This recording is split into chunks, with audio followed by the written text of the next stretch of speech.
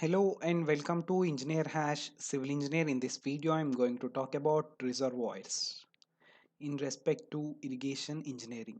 And with my explanation, if you understand the basic concept of reservoir, please hit like button and you can subscribe my channel Engineer Hash for more civil related videos. So the contents of this video here we are going to discuss about the definition of a reservoir, the terminology in reservoir, classification of reservoirs and some uses, and there are also some important reservoirs in the world everyone should know. So we are going to deal with these five concepts.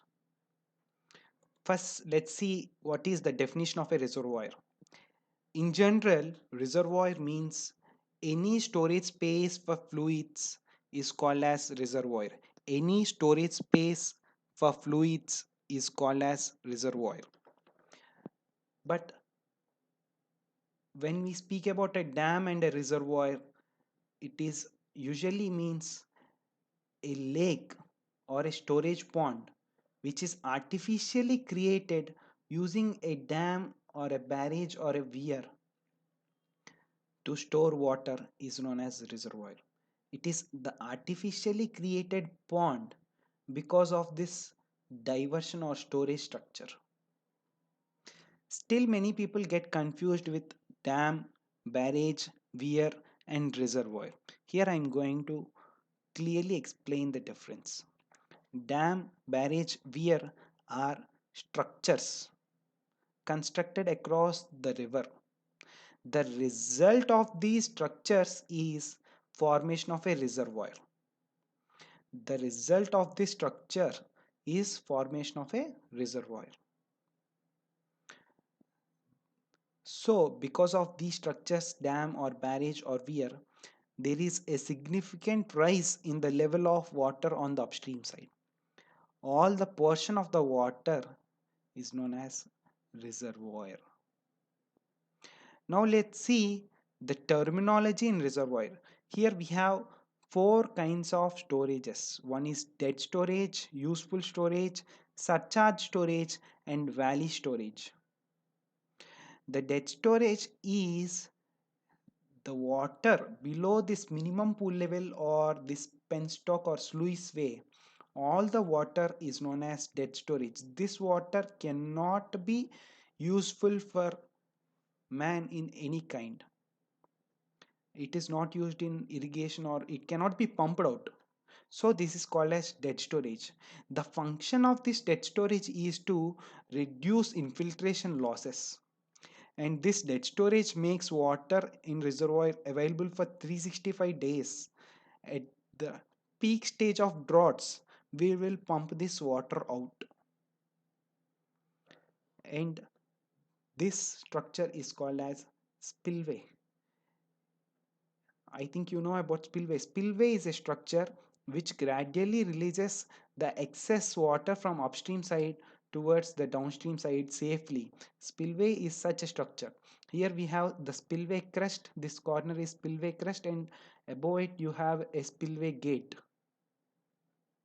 So the water above this minimum pool level and below this spillway crest is called as useful storage. Only this water is used in irrigation or pumping out, or it is used in generation of hydroelectricity through this penstock.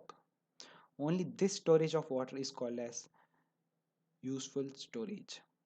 And here you have surcharge storage. Only this kind of storage happens only at the times of maximum floods. Then the water reaches the maximum pool level and flows above the spillway. Such storage is called as surcharge storage. You cannot tap this storage because this water flows out. And last storage is valley storage or bank storage. All the water which is tapped between the hillocks in the valleys of the hills, such storage is known as valley storage or the bank storage. Now let's see different types of reservoirs. Reservoirs are generally categorized depending upon two factors. One is depending upon the purpose and other one is depending upon the structure of the reservoir. So the reservoir The major purpose of a reservoir is to store water, then it is called as storage reservoir. If the major purpose of a reservoir is for flood control, then it is called flood control reservoir. And the major purpose is to distribute the water for irrigation or agriculture or domestic needs, then it is called distribution reservoir. And a multi-purpose reservoir can be combination of any of the three or all the three, then it is called as multi-purpose reservoir. And reservoirs are also categorized depending upon the structure. We have valley reservoirs, bank reservoirs, and service reservoirs. Let's see them in detail. So the reservoir which is formed in between the valleys of hillock, such reservoir is known as valley reservoir. Here you have these hillocks and here you have the valley. So the water which is stamped between these hillocks is known as valley reservoir. And bank reservoir, this is mainly in the places of plains where you don't have hillocks. Here the middle land is excavated for few feet height and the sides of the bank are raised a bit, then you form a reservoir, huge reservoir called as bank reservoir. When water from these two reservoirs gets treated and the clean water reaches service reservoir, from this service reservoir it is distributed to home or agriculture or industrial needs. So such reservoir is known as service reservoir, where you have only the clean water from the main reservoirs. Now let's see the uses of a reservoir.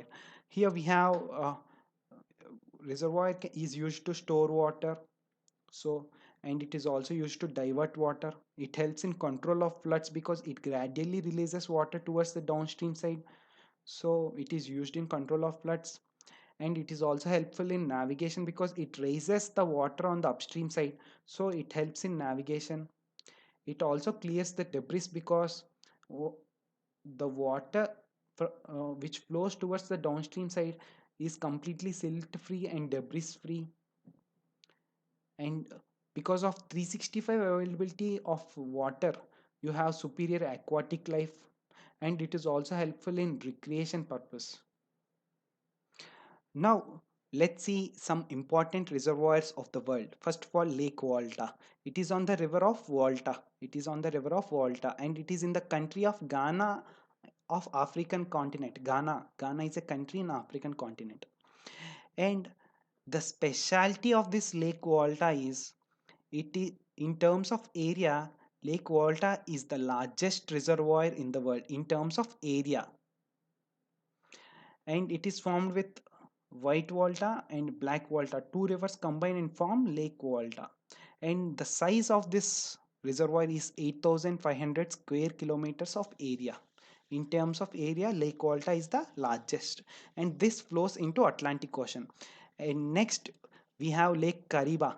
Lake Kariba is formed on the river of Zambezi River, and here you have Kariba Dam, and this is in the boundary of Zambia country and Zimbabwe country. This is also in the continent of Africa. The specialty of this reservoir is, it, in terms of volume, Lake Kariba is the largest. In terms of volume, Lake Kariba is the largest reservoir. It holds around 185 cubic kilometers of water. Lake Kariba in terms of volume and Lake Volta in terms of area. And next you have Jawa Dam. It is known to be the oldest reservoir formed in western part of Asia in Jordan country, Jordan. And it is known to be in 3000 BC and the dam is in masonry gravity dam.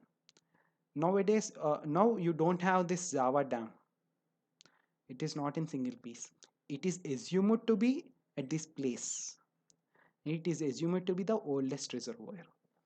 And with my explanation, if you understand the basic concept of reservoir and some important facts about reservoirs, please hit like button and you can subscribe my channel Engineer Hash for more civil related videos, and you can send me feedback at this email ID and you can comment and you can share this with your friends. Thank you for watching.